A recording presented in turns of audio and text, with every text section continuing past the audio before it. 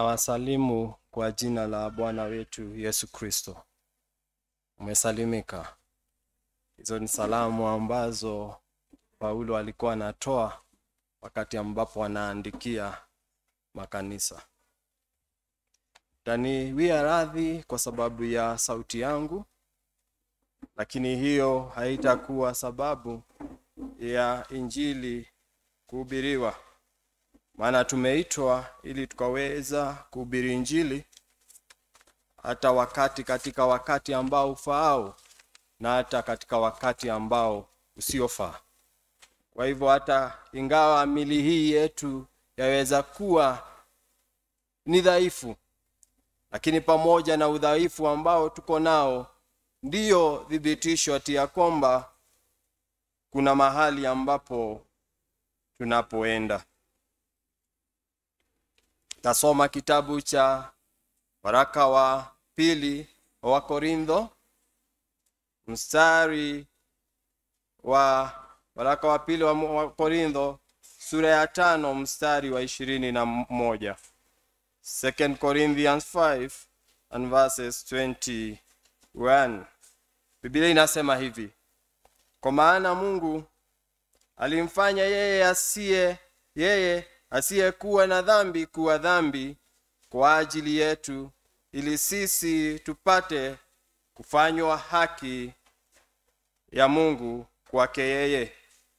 Siku ya leo tutakuwa tuangalia maneno ambayo yatakuwa yanaibuka, na hiyo ni neno kama reconciliation, ama kwa Kiswahili tunasema, wasomi tunasema ni patanisho. Kwa hivyo tutakuwa tuwaona ile patanisho, ati ya kwamba kupitia katika sura hii tutakuwa tunaona Mungu akileta ule upatanisho kupitia kwa njia ya msalaba. Maana hiyo ndiyo njia pekee ambayo tuwaweza kupata wokovu. Kitabu cha Warumi, huyu ni Paulo anaandikia Wakristo kule Warumi. Katika Warumi 5 Paulo akasema maneno haya, ati ya kwamba kwa kuwa kama tulipokuwa adui wa Mungu. Huyu ni Warumi 5 mstari wa 10. Anasema tulipokuwa adui wa Mungu, Mungu alipatanisha naye, tulipata ile upatanisho naye kupitia katika njia ya kifo cha mwanawe. Kwa hivyo Biblia hayatuelekeza ati ya kwamba kuna wakati ambao tulikuwa mbali na Mungu, kuna wakati ambapo tulikuwa adui wa Mungu. Siku hii ya leo tuko mahali hapa, maana tuwafurahia kwa sababu ya siku hii ambayo ni ya leo ya Pasaka. Ati ya kwamba kunaye yule ambaye alikuja, kunaye yule ambaye alikufa, na kunaye yule ambaye alifufuka, na akafufuka kwa ajili ya kila mmoja ambaye anayemwamini. Kwa hivyo tuna mambo mawili: kuna wale ambao wako katika furaha, kuna wale ambao siku hii ya leo tajiuliza kana kwamba huko katika furaha ama hujaingia katika furaha hii ambayo sisi siku hii ya leo kama mimi moja naweza kufurahia. Tulikuwa adui wa Mungu, lakini Mungu akaleta upatanisho, naye upatanisho huu uliweza kufanyika kupitia kwa mwanawe, na zaidi tukisha kupatanishwa tutaweza kuokolewa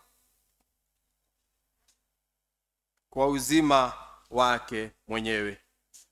Patanisho huu utaleta wokovu, maana pasipo Kristo kufa pale msalabani hatungeweza kupata huu upatanisho.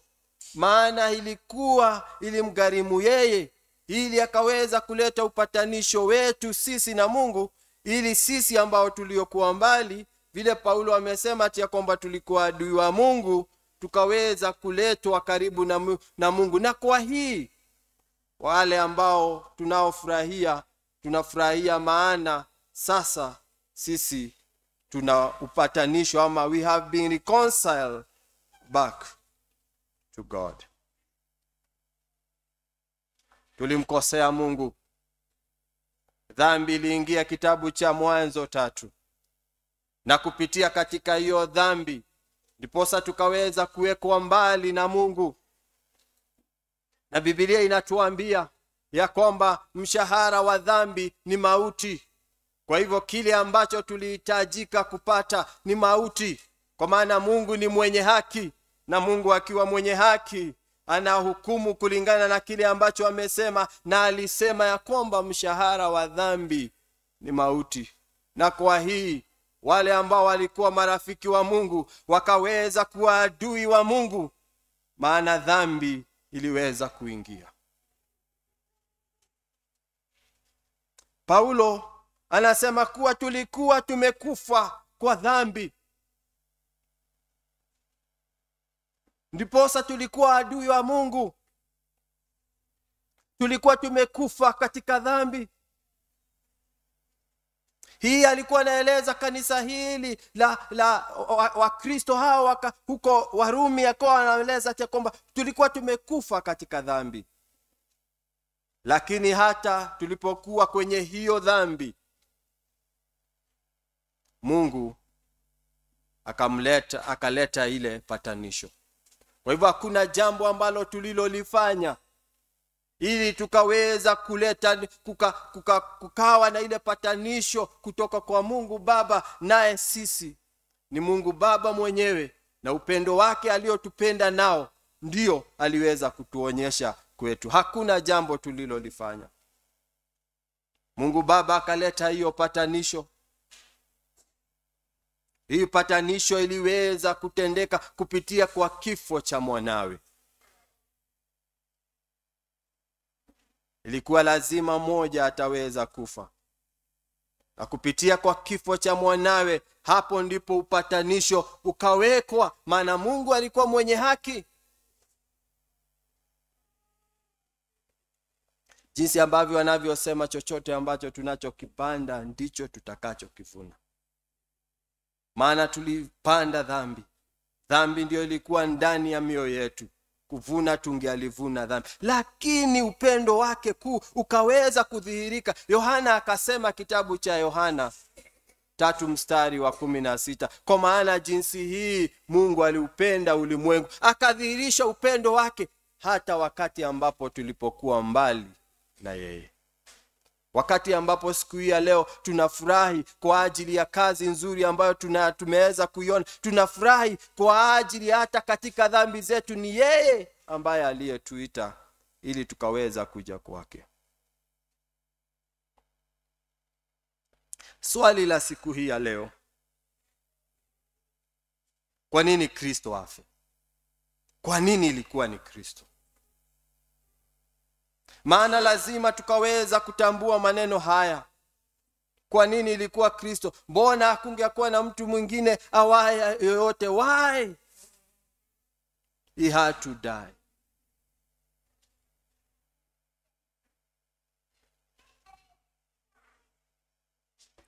Ilikuwa jinsi ambavyo tulivyoambiwa asubuhi, kutimiza yale ambayo yaliyonenwa na manabii.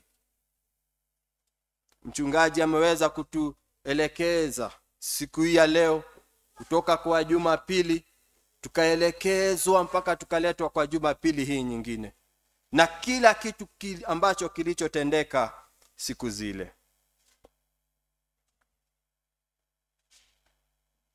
Ilikuwa ni kutimiza yale ambayo yaliyotabiriwa na manabii. Na Isaya akaweza kutabiri kuhusu maneno haya, na maneno haya tunaweza kuona katika somo ambayo tumesoma siku hii ya leo, kitabu cha Isaya. Tukaweza nitakimbia pale Isaya 53.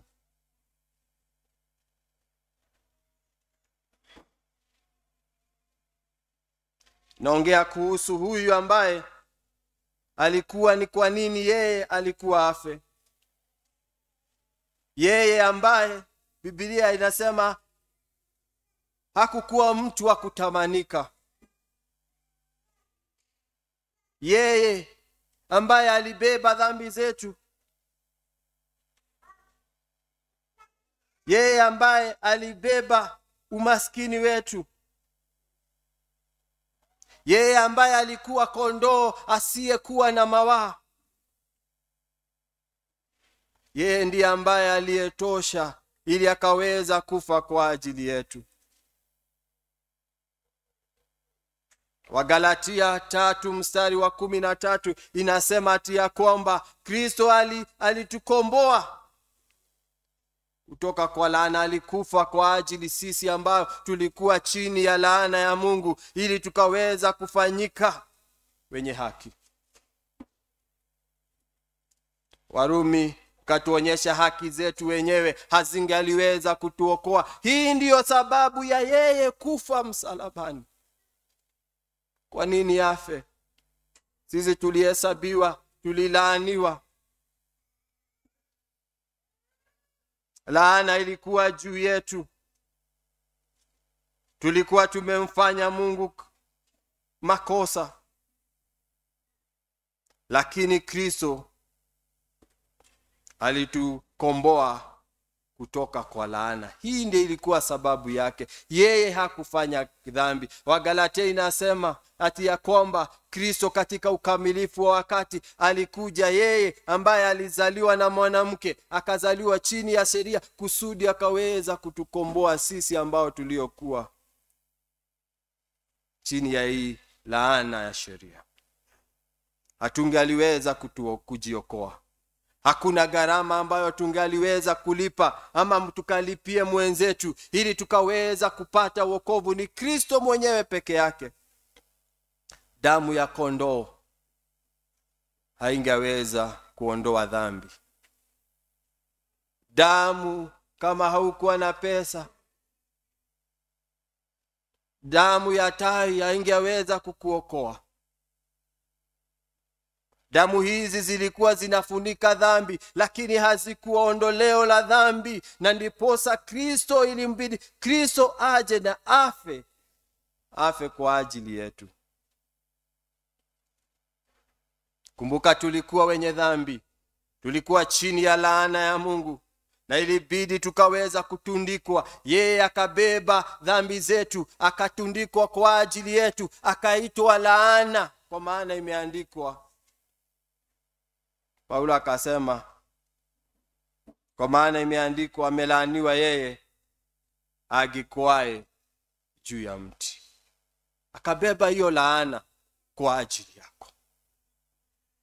Unapofurahi siku hii ya leo, unaangalia si furaha tu, bali tunafurahi kwa ajili ya mahali ambapo Mungu mwenyewe ameweza kututoa.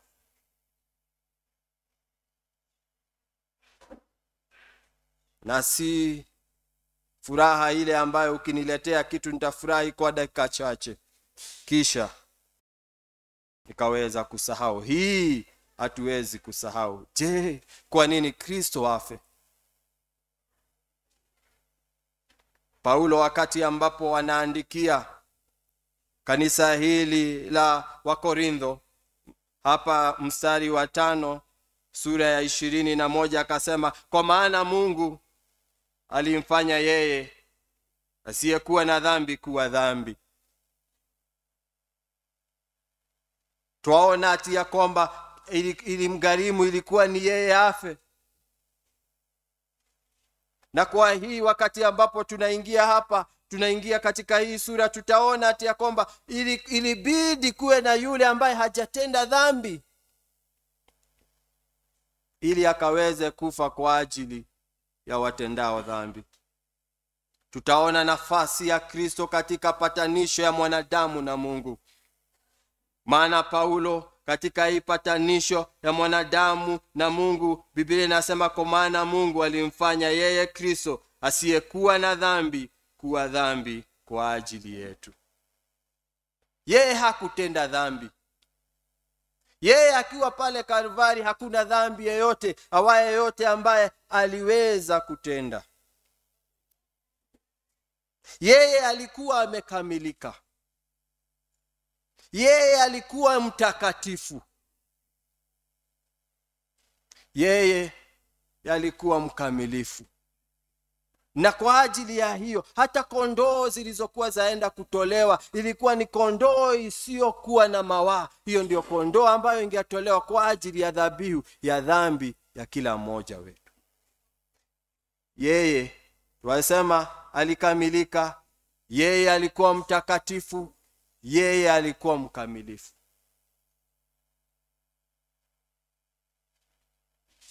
Waraka wa kwanza wa Petro 2 mstari wa 22, 1 Petro 2 verses 22.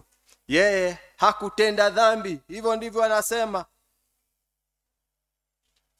Wala hila haikuonekana kinywani mwake. Hakutenda dhambi.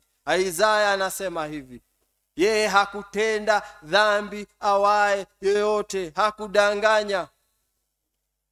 Hata wakati ambapo angejikuta katika mahali ambapo pengine uongo, huwa tunasema tudanganye kidogo tukajiokoe. Hakutenda dhambi, wala hakukuwa na hila, hakukuwa na jambo lolote ambalo lingeweza kuelekezwa kwake. Na kwa hii yeye alikuwa dhabihu ambayo alikuwa nafaa afe kwa ajili ya dhambi ya kila mmoja wetu.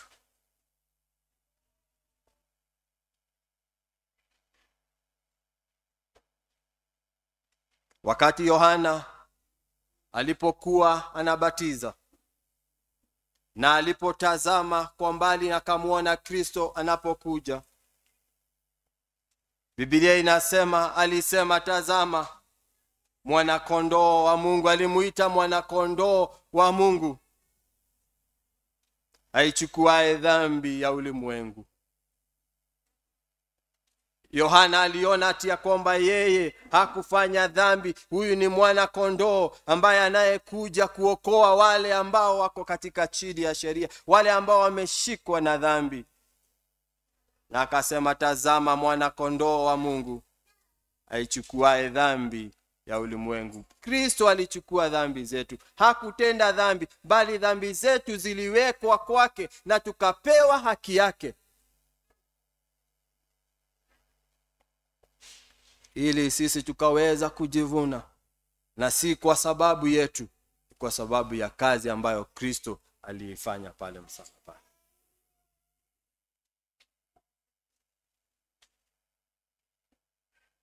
Alisema alichukua dhambi ya ulimwengu. Akaendelea kusema, ulimwengu huu ndiye yule niliyowaambia kwamba mtu anayekuja baada yangu, ambaye ni mkuu kuniliko mimi, kwa kuwa alikuwako kabla yangu. Yohana akaelekeza ati kwamba yeye Kristo alikuwapo hata kabla ya Yohana, kudhibitisha ati ya kwamba yeye ni Mungu. Yohana alipokuwa naanza kitabu hicho cha Yohana, akasema pale mwanzo palikuwa na neno, naye neno alikuwa na Mungu, naye neno alikuwa Mungu. Vitu vyote viliumbwa kupitia kwake. Yeye ambaye ameumba vitu vyote anakaa chini ya vitu ambavyo ameviumba.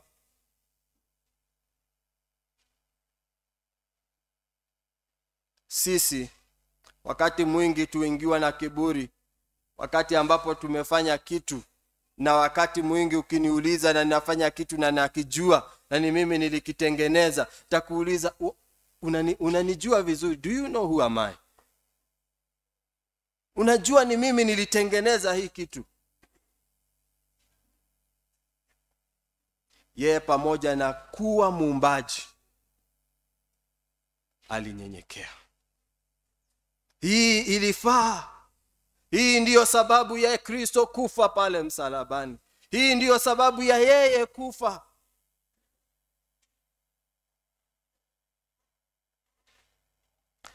Waraka wa kwanza wa Yohana, 1 John 3 and verses 5.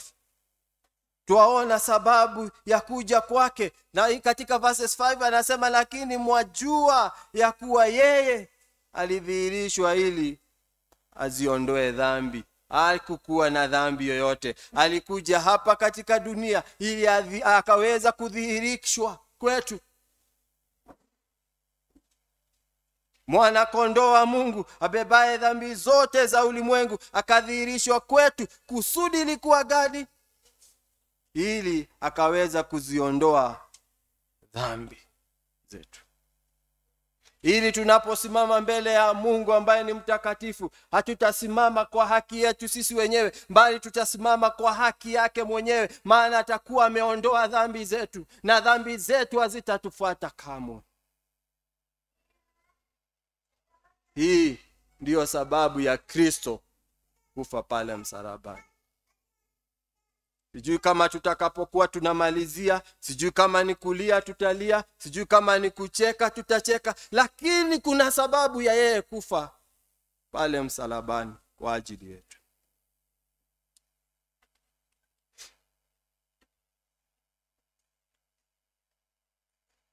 Biblia inatuambia hii ilikuwa sababu ili aziondoe dhambi, wala ndani yake hamna dhambi. Hakukukuwa na dhambi, tuarudia tena, hakukukuwa na dhambi, na hiyo ndiyo sababu yeye aliweza kulipa hii gharama.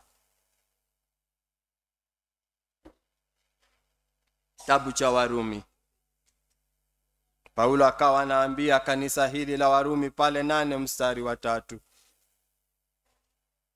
Akasema, kwa maana kile ambacho sheria haikuwa na uwezo wa kufanya, kama vile ilivyokuwa dhaifu katika mwili, Mungu kamtuma mwanawe.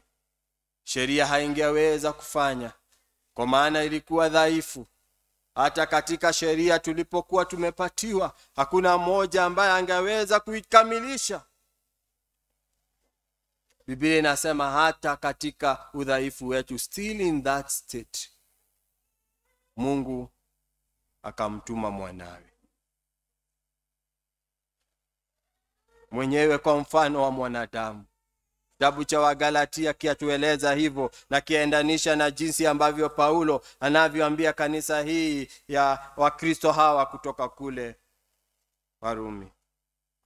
Akasema ati kwamba Mungu kamtuma mwanawe mwanawe mwenyewe kwa mfano wa mwanadamu mwenye mwili, ili anapatiana sababu ili kwamba haki ipatikanayo kwa sheria itimizwe ndani yetu. Alimtuma ili sasa haki ambayo ipatikanayo kwa sheria ikaweza kutimizwa ndani yetu. Itaweza kutimizwa namna gani? Itaweza kutimizwa kwake Kristo, maana ataweza kutuvalisha haki yake. Maisha yetu haitakuwa maisha ya kawaida. Hatutakuwa tunakimbia na kusema ati ya kwamba ile ya 3 inasema namna gani, nimekosea hii ya pili, nimekosea hii ya kwanza, sheria, sikumpenda Mungu kwa moyo wangu wote. Hatukatukua tunakimbia kuangalia mahali pameandikwa, bali sheria ya Bwana itakuwa mioyoni mwetu. Tunapotembea, tunapokaa, sheria ya Bwana itakuwa mioyoni mwetu. Tutaishi kwa matumaini, maana yeye yupo ndani yetu. Maana haki itokanayo na Mungu iko ndani yetu, na hii ndiyo sababu ya Kristo kuweza kufa kwa ajili yetu, ili akaweza kutimiza ndani yetu sisi ambaye hatuenendi kwa kufuata mwili, mbali kufuata roho. Akifanya hivyo, sasa maisha yetu itaweza kuongozwa na Roho Mtakatifu. Mienendo yetu, hatutaendelea kuishi yale maisha ya ukawaida, maana Roho wa Mungu yupo ndani yetu. Kristo mwenyewe yupo ndani yetu. Tumevikwa nguo ya haki itokanako na Mungu mwenyewe.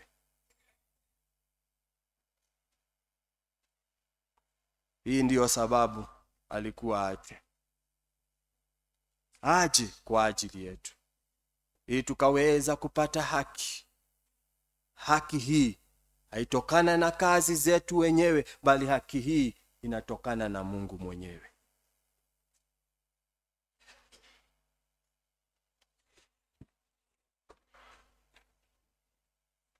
Paulo akawa anatuambia jambo hii hapa pahali ambapo tulikuwa, Wakorintho 5 mstari wa 21. Akasema, kwa maana Mungu alifanya yeye asiye kuwa na dhambi kuwa dhambi kwa ajili yetu, ili sisi tupate kufanyika haki. Ati ya kwamba yeye aliweza kuwa dhambi ili sisi tukaweza kufanyika haki. Ilikuwa ni kwa sababu yetu. Kufa kwake pale msalabani ilikuwa ni kwa ajili yetu. Haikukuwa ni kwa ajili ya mtu awaye yote.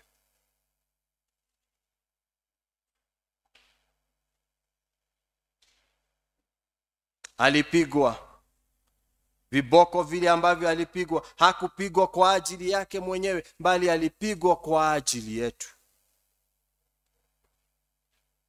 Kudharauliwa kule ambapo alidharauliwa, hakudharauliwa kwa ajili ya mtu awaye yote, bali hakudharauliwa kwa ajili yake mwenyewe, bali alidharauliwa kwa ajili yetu. Mungu mwenyewe akamfanya Kristo kuwa dhambi kwa ajili yetu sisi wenyewe, ili tukaweza kupata wokovu. Na kwa hii wakati ambapo tunasherehekea siku hii ya leo, tuasherehekea kazi ambayo Mungu Baba alifanya kupitia kwa Kristo Yesu ambaye ni mwanawe, ili sisi ambao tuliokuwa mbali tukaweza kupata wokovu.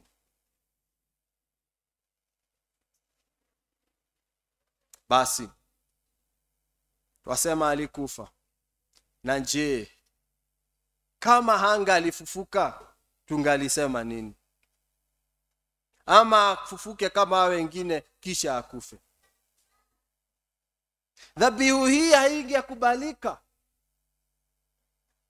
Maana hata rozari aliamushwa naye Kristo na baadaye akakufa. Na Biblia inatuonyesha wengi ambao walifufuliwa na kisha wakaweza kufanya nini? Wakaweza kufa. Lakini yeye alipokufa alifufuka, na Biblia inasema akawa mzaliwa wa kwanza. Na hii inatupa matumaini. Matumaini gani? Matumaini ya wokovu. Kufa kwake, kufufuka kwake inatupatia matumaini ya wokovu.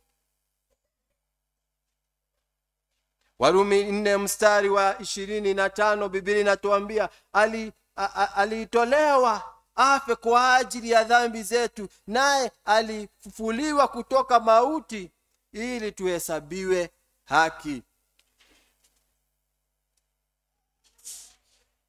Kristo alitolewa na Mungu Baba kwa ajili yetu na kwa ajili ya dhambi zetu. Na baada ya kutolewa alifufuliwa, maana alijitoa na akafa akafufuliwa kutoka kwa mauti kwa ajili yetu. Kufufuka kwake ilikuwa kwa ajili yetu. Kupitia kufufuka kwake Kristo, siku hii ya leo tunaweza sema ati ya kwamba tuliweza kuzaliwa mara ya pili. Tuliweza kupata wokovu. Kufufuka kwake kulileta wokovu. Kufufuka kwake kuliweza kutuma tukapata kuzaliwa mara ya pili. Na ndiposa Waefeso inatuambia ati ya kwamba sisi ni watoto wa Mungu, ya kwamba tumekwisha tiwa muhuri, kwamba sisi ni wana na watoto wa Mungu. Hii ilitendeka kupitia kufa kwake yeye mwenyewe. Kupitia kufa kwake yeye mwenyewe tuliweza kufanywa watoto wa Mungu na warithi pamoja na Kristo.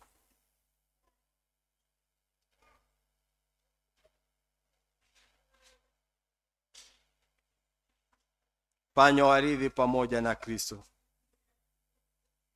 Kifo chake kimeweza kutupa wokovu. Kifo chake kimeweza kutupa nguvu. Twaweza kukimbia kwa msalaba tukijua ya kwamba kile ambacho kilichofanyika pale, saa hii twaweza kuitwa wana na warithi katika ufalme wa Mungu. Na je, wewe umeitika huu mwito ambao tunaitana siku hii ya leo? Yeye alifanywa dhambi kwa ajili yako, ili wewe mwenyewe upate kufanywa haki. Umekubali kufanywa haki kupitia kwake yeye Kristo. Waweza kukimbia kwake kama hujapata wokovu, jinsi ambavyo mwimbaji aliimba akasema, msalabani pa Mwokozi, hapo ndipo niliona upozi, akaniokoa mpenzi mwana wa Mungu. Waweza kuja na unaweza kupata wokovu.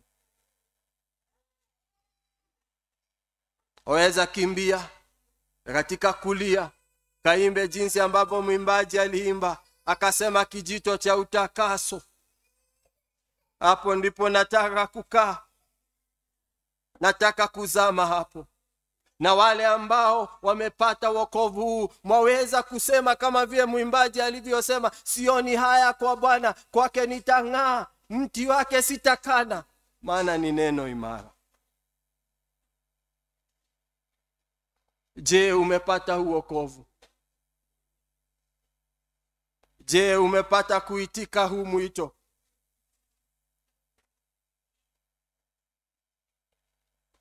Kitabu cha Luka 9, napoelekea kumalizia maana sitaka mno.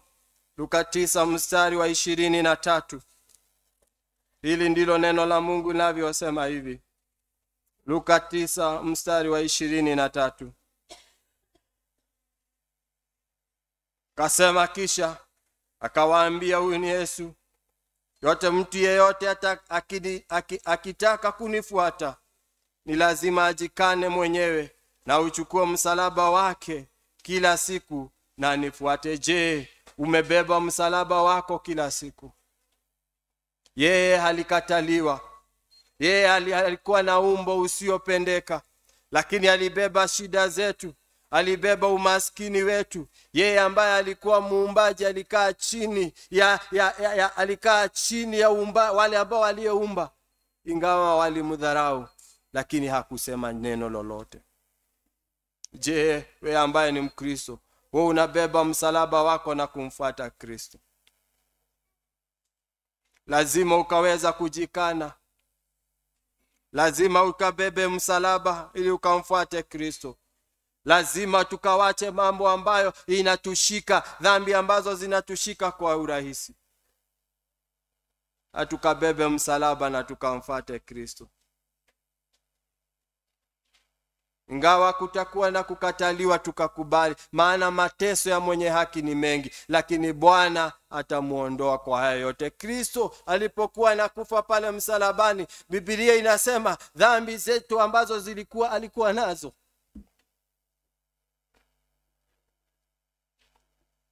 Mungu Baba akamuondokea, akapindua uso wake ili asiweze kumuona, ili asiweze kuona mwanawe anapokufa kwa ajili ya dhambi. Dhambi inatenganisha Mungu na mwanadamu.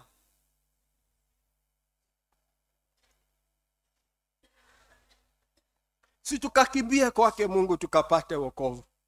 Yeye akatundikwa pale msalabani, akalia kwa uchungu.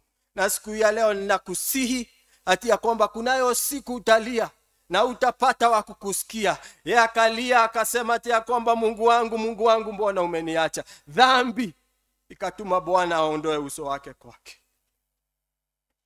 Dhambi ambazo zilikuwa zako wewe, dhambi ambazo zilikuwa zangu mimi, kawekelewa kwake na kafa kwa ajili yetu, ili sisi ambaye tulikuwa katika hiyo dhambi tuhesabiwe wenye haki. Ili sisi siku moja tutasimama mbele ya Mungu tukiwa na manguo ambayo haina mawaa hata kidogo. Lakini yeye ambaye alitundikwa pale msalabani, twasema tutamjua kwa alama ya michumari. Dhambi ambayo tuliozifanya zitakuwa na yeye milele. Ni mwana wa Mungu. Kwa tunaona na kukumbuka mahali ambapo tulipotoka. wahitajika ukajikane, wahitajika ukaweza kumfuata Kristo, wahitajika ukachukue msalaba wako na ukamfuate pasipo kuogopa mtu awaye yote. Maana ukimkataa katika ulimwengu huu, na itana siku hii ya leo mwito wa wokovu, ukimkataa siku hii ya leo, atakukataa jinsi ambavyo mchungaji ametuelekeza na kutuambia ati kwamba jinsi ambavyo alivyopaa juu, hivyo ndivyo atakavyokuja, na kila jicho litamuona. Na jinsi ambavyo alivyotundikwa pale msalabani, hakutundikwa mahali ambapo palikuwa na kashimo ati kwamba mtu hakumuona.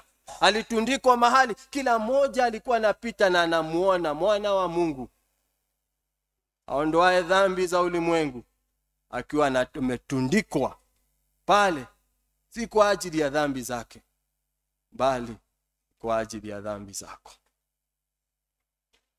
Waweza kufanya nini siku ya leo? Tumeona sababu ya Kristo kufa, tumeona sababu ya Kristo kufufuka. Lakini Kristo huyu ambaye alikufa na akafufuka, na alipofufuka akapewa jina ambalo ni likuu kuliko majina yote, na siku moja atarudi. Na ikiwa hujaitika mwito huu wa wokovu siku ya leo, atakaporudi, sijui utalilia wapi, sijui utafute maandaki, maana hataweza kusaidia. Kaweza kumtafuta Kristo. Wale ambao hawajapata wokovu, njoo kwake. Ni siku hii ya leo, hakuna siku nyingine ya wae yote. Wokovu wapatikana leo, wokovu hauna siku nyingine.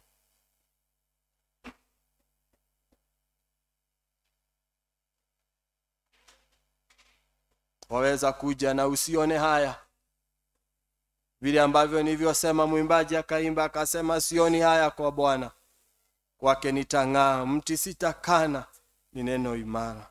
Msalabani ndio asili ya mema, tatua mzigo pale, na uzima, furaha daima. Njooni kafurahini pake. Tuwaita katika mwito huu, tuwaita mkaweza kuja mkafurahi pamoja. Tuwaita ili wakati ambapo ataweza kuonekana, jicho kila moja ataweza kumuona, tutaweza kufurahia. Wakati ambapo ataonekana, tutafurahia kuja kwake. Tuwaita siku hii ya leo. Je, wokovu huu umeweza kuupata? Yeye ambaye hakufanya dhambi akawa dhambi kwa ajili yetu, ili sisi tukaweza kuhesabiwa haki, si kwa ajili ya kazi ambazo tumezifanya, kwa ajili yake ye mwenyewe. Wokovu upo, wokovu waweza patikana, na ni sasa hivi tukaweza kuomba.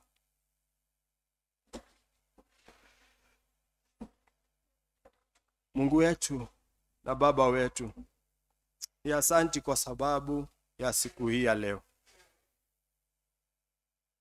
Tunapofurahia wewe kuja, tunapofurahia kufa kwako, na tunapofurahia kufufuka kwako, ili sisi ambao tuliokuwa maskini wa roho, ili sisi ambao tuliokuwa mbali na wewe, Bwana, ukaweza kuleta upatanisho wako katika maisha yetu.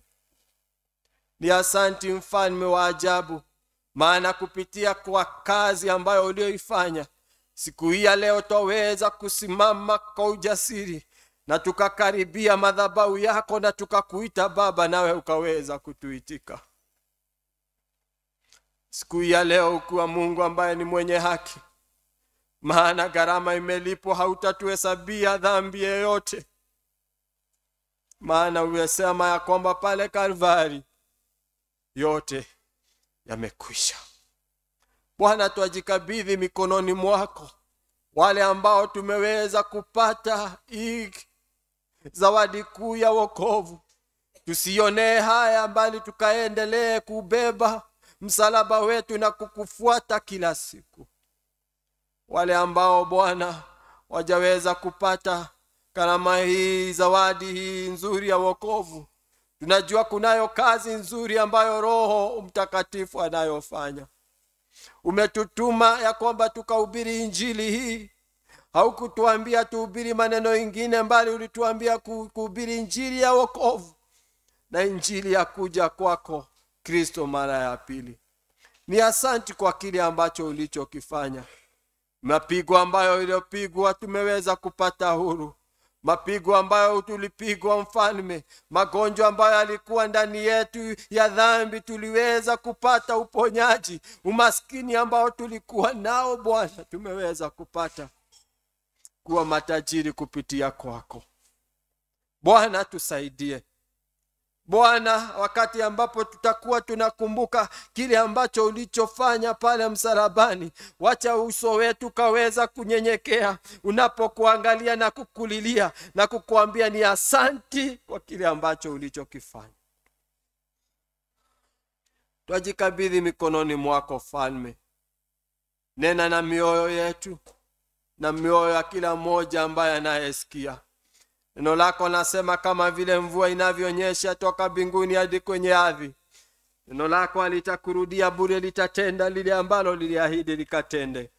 Bwana, wacha neno lako likaweza kutenda, kuleta wokovu juu ya kila mmoja ambaye ako mahali hapa, ambaye hajaweza kupata wokovu, na wale ambao wamepata wokovu huu, neno lako likaweza kuwapa matumaini ya kwamba hata wakifa watatawala na wewe. Maana wewe ulikuja na ukafa, na siku ya tatu ukafufuka, na umeketi katika kiti chako cha enzi. Unatawala, na siku moja utakuja kutuchukua ili tukaweza kukaa mahali ambapo ulipo. Ni asante Mungu wetu. Tuomba machache katika jina la Yesu Kristo. Amen.